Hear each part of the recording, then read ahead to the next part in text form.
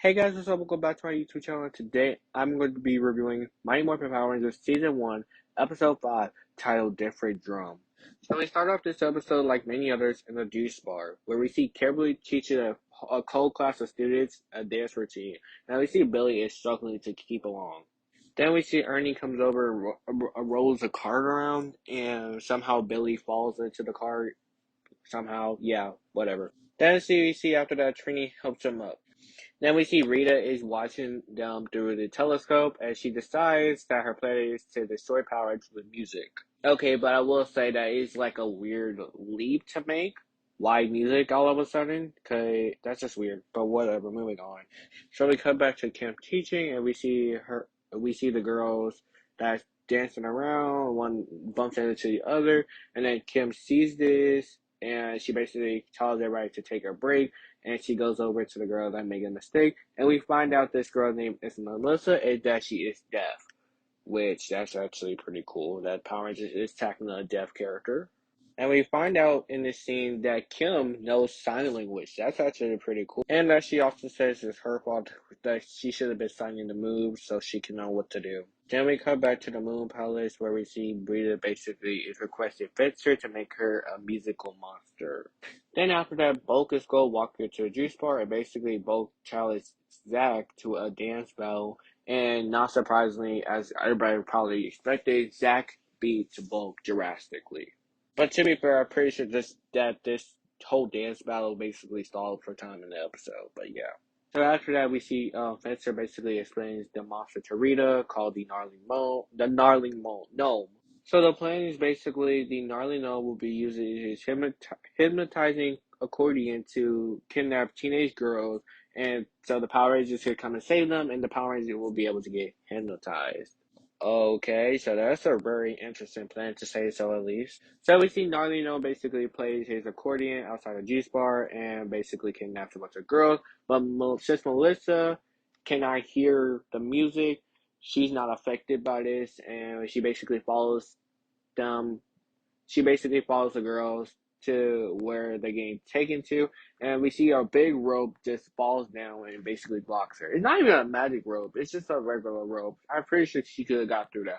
But anyways, we see her basically run back to the juice bar to let somebody know for help. We see Jason and Ernie there, and basically she's trying to explain to them sign language to know what happened.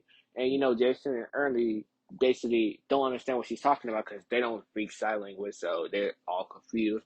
So she finally just writes it down, and after that, Jason says, "Don't worry, she'll help him." And she's deaf, so she did not hear what Jason just said. But anyways, moving on. Meanwhile, back at the cave, we see basically the monster playing his accordion, and we see the girls and Putty dancing around. And we see Babu and Squad just basically cooking stuff. And we see the monster, Nolly Gnome, turn invisible, then puts his boot back on and basically turn invisible. And then we see the Rangers basically run up to go stop him. And we see that they told Melissa to go hide, but they basically more right in front of her, kind of, basically, yeah. And you're just gonna be wondering, bear hope that she doesn't see them, but yeah, anyways. And then after that, we gonna see the Narno basically fight with a rake. And we see in the footage, the Morph Ranger footage for this episode, which is, I think, if I remember correctly, Sentai footage. We see Kimberly's suit is basically not pink, it's gray. Okay, that's weird, but anyways. There's a Freedom with the Power Blaster, and for some reason he turns into rocks after he been destroyed. Anyways, Rita makes the rocks grow into a gnarly gnome, and basically they get into the Megazord, fight the monster, they get the upper hand, and they win. Then we see the Rangers basically out to rescue the kidnapped girl from the cave, and they basically say how the Power Rangers are so amazing and stuff like that. Then after everybody go back to the juice bar, and we basically learn the moral of the day for this episode: deaf people are people too. Yeah, great job. And to the episode, we see Billy dancing. And that's it for the episode. So basically, my thoughts on this episode is just really clucky. It's still a bunch of stuff that just don't work together. Melissa is pretty cool, but overall, there's not much to really say. This episode was just filler for the most part. There's nothing going on.